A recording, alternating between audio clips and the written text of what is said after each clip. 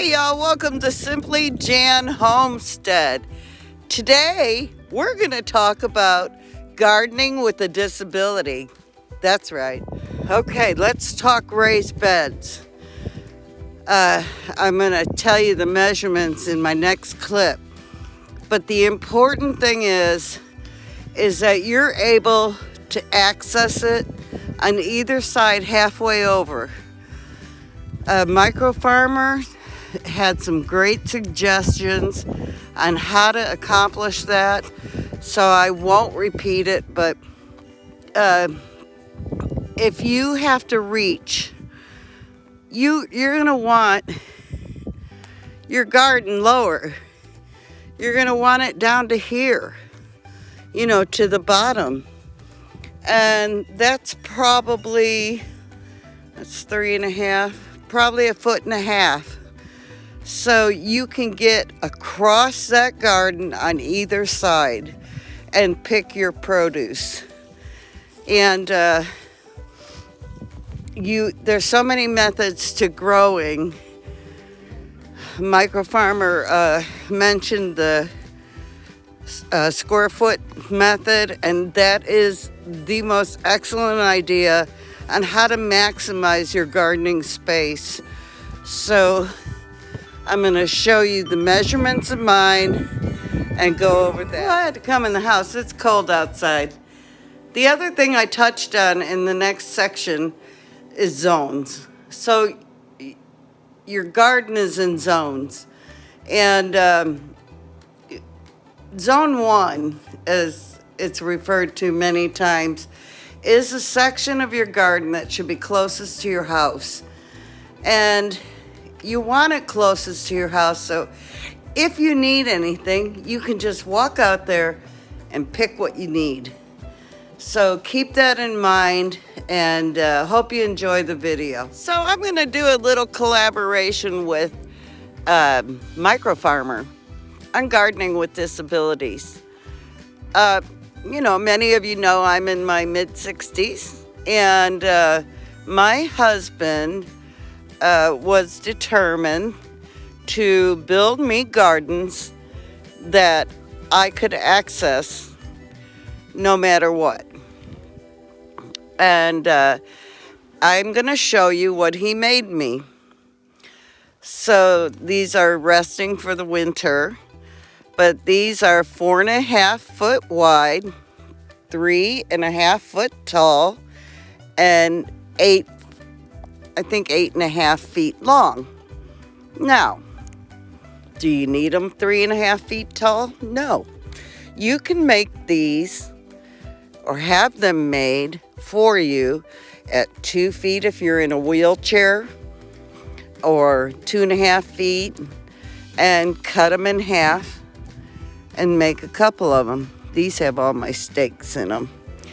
But these gardens held so much food and huge tomatoes in them this past spring and summer.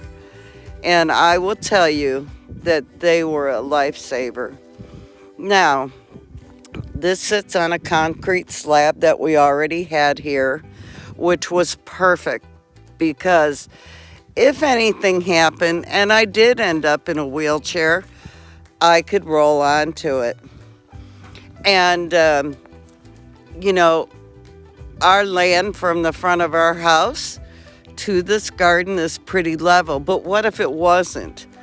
Some of the options you have is have someone come and lay gravel.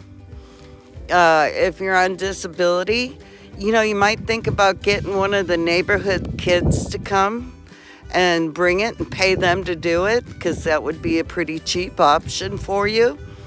And, disability doesn't mean that you don't garden. There are so many options available. So let's look at this. This is a little self-wicking tub I got, and you just fill that little reserve with water. And you can grow herbs in there. You can grow lettuce in there. I did all that in that little garden. And then let's not forget the front of your house. This is a garden waiting to happen. I don't have to have roses and plants in there. That's a garden. Make your zones. There's Brutus. He's photoshopping. Make your zones, and your zone 1 should be closest to your house. So all this, I have rosemary growing here. All this could be a garden if I wanted it to. And it could be a garden because it gets great sunshine. So if you have good sunshine, front or back of your house, you can use that. You can make that happen. And it's right there. It's right there. So you don't have to go too far. The other option you have, and we were blessed that this tree actually was hollow when we cut it down. Now these are going to be herb gardens. And then Kevin's going to cut this and he's going to make me some more. And we're going to put those over there, right there, along that wood for more gardens. So I just want to encourage anyone, if you have a spot in front of your house, along the side, the back of your house, you can get tubs, you can have someone build you a small raised bed like I have over there that you can access without, getting out of your wheelchair. If you're in a wheelchair, or if you have bad hips or knees, there's so many options. And I never want to see you limit yourself because, you can't move as well. Gardening is health to our soul. It is so therapeutic and so joyful and brings so much peace that I want to see everyone use their resources to their fullest. Use pots.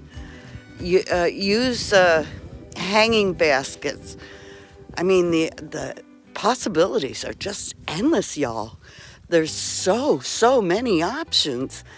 And it's my hope that you'll take advantage of every square inch of your property that you can access.